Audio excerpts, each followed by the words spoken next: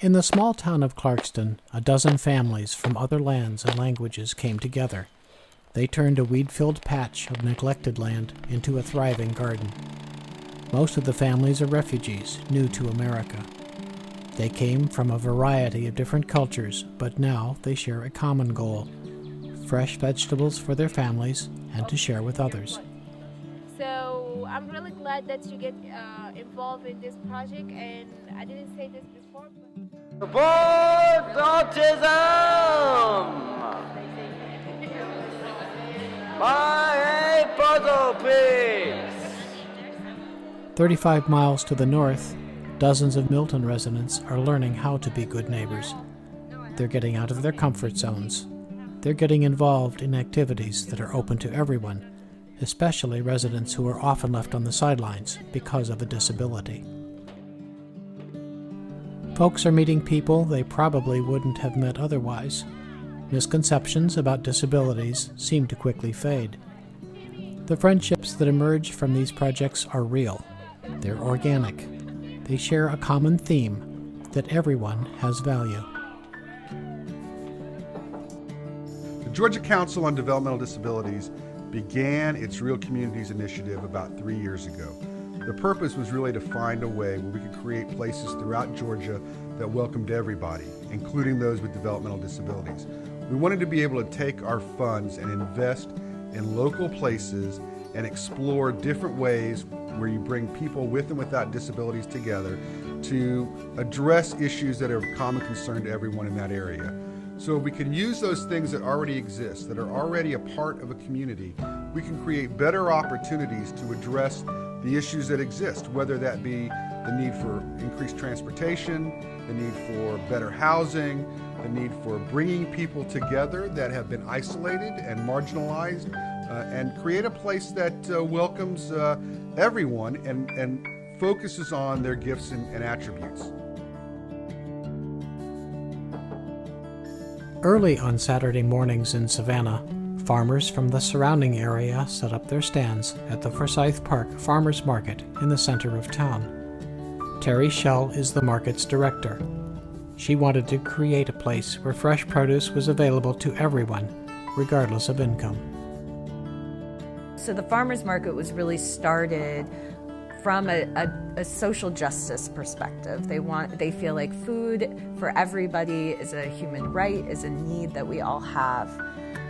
To Terry, the farmers market is about so much more than just buying groceries and buying healthy food. Of course, that's one of the main purposes of the market, but I think for her it goes really beyond that.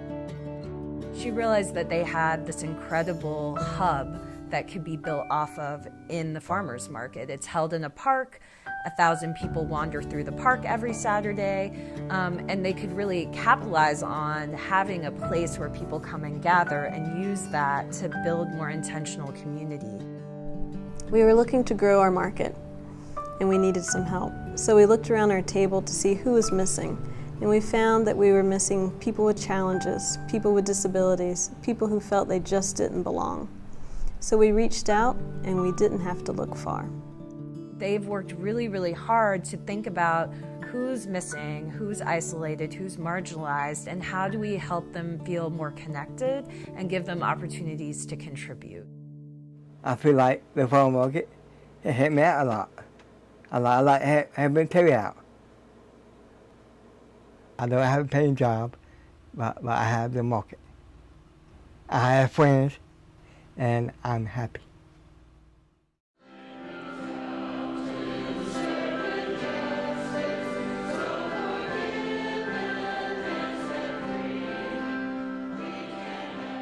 Centenary United Methodist Church was once a vibrant congregation in a thriving Macon neighborhood. Local textile mills kept the area strong for decades. But times changed, the mills closed. The area's population became mostly low-income families.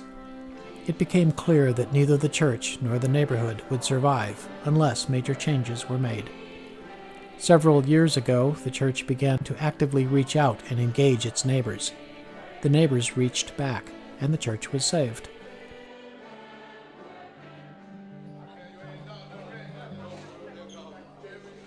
The congregation is now quite diverse. and committed to addressing community concerns in long-term and sustainable ways.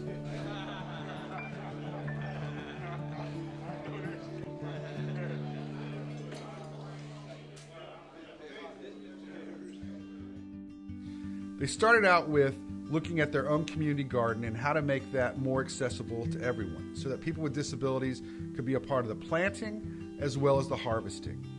Now they're moving on to the next phase of their project, in which they'll be looking at doing a roving listeners program. The roving listeners program is about students, children with and without disabilities, meeting members of their community, talking with them about what's already working well and what they can do to make their community an even better place to live.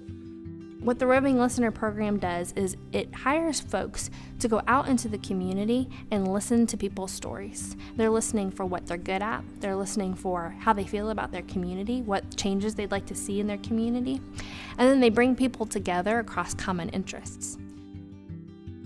They'll be understanding what people's gifts, talents, passions, and interests are, and being able to bring those folks together to really interact and to take those passions and those gifts and use them together on things like art projects and on gardening and on creating a marketplace and creating a community in which everybody is welcome, where everybody's gifts are there and usable, and really creating a place where everybody wants to live and to create a place that's better for everyone.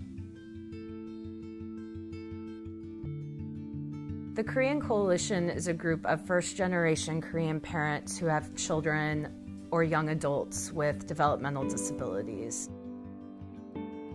We realized that a lot of the parents were really scared about what was going to happen one day when they weren't around anymore. Kimberly is just like a traditional autistic girl, so she didn't have any eye contact, she didn't have any bubble, she is very hyper.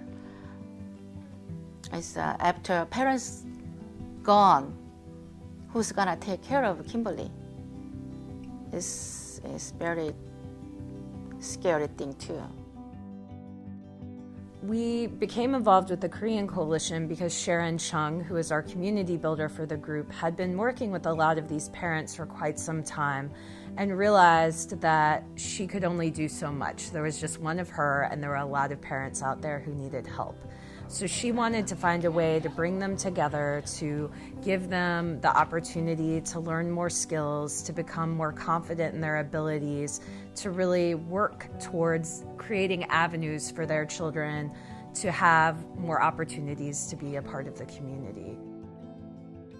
When we first started working with them, a lot of the parents didn't believe that their children with disabilities would ever have opportunities to move out of the house, to go to school, to have jobs, to have true friendships.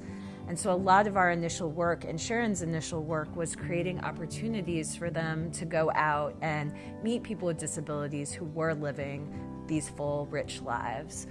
And that has been incredibly powerful.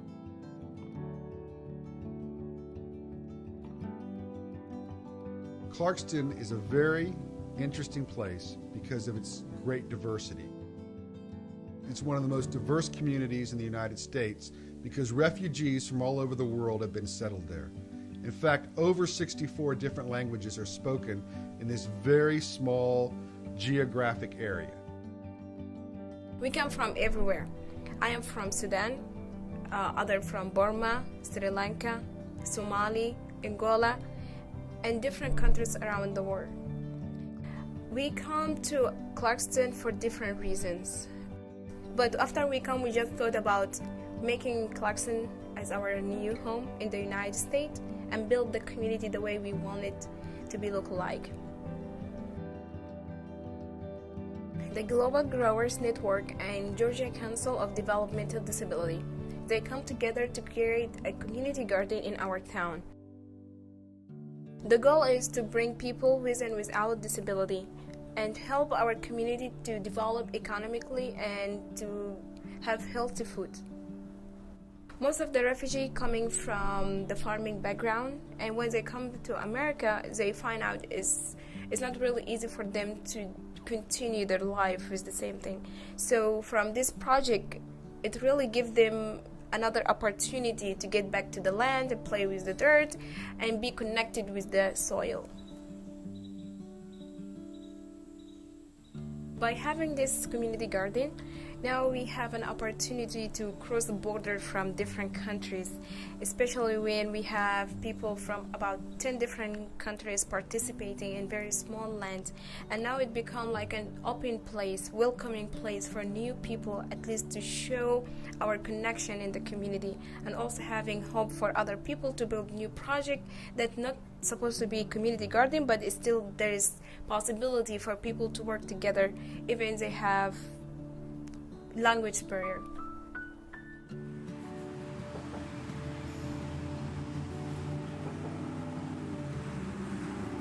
When we first came to Milton, we heard a lot of people talking about wanting to create a sense of neighborliness in Milton, to really be a community where people know one another, people support each other, people are aware of what's going on in one another's lives.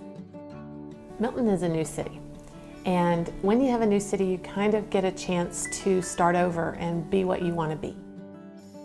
We use this opportunity with Better Together to become the type of place we imagined we would always want to live, and to make it welcoming and real for everybody, regardless of your ability, is making it a more fun place for me to live, for the members of our core group, and for most people that interact with us. They realized, not through any ill intention, but there are a lot of people who are isolated in Milton, who are living on the edges.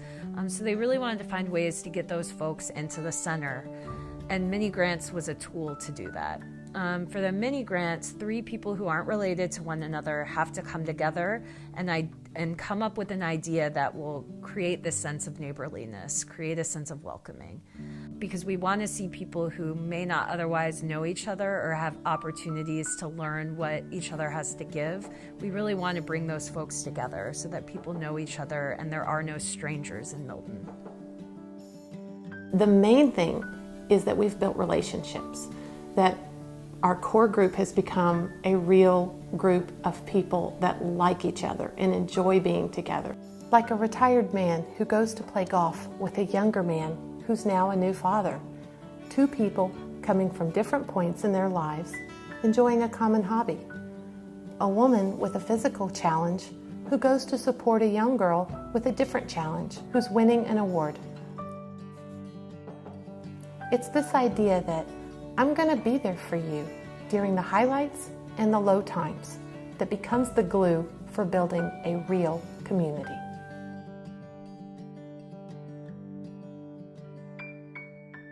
For the council, we really wanted to understand how we could create a bridge, how we could create a place where everybody can dance. The council's job really is about providing technical assistance, about providing some tools for people to use so that as they think about these issues, they're better prepared to address a variety of different issues that exist out there. And that's what Real Communities is all about. The one thing I love about Better Together and bringing people together is like we get non-disabilities and disabilities together doing stuff that they wouldn't normally do without having us kind of lead them. And it just feels good to make people get more friends and having people who are willing to give it a try. And that's what I love about these projects.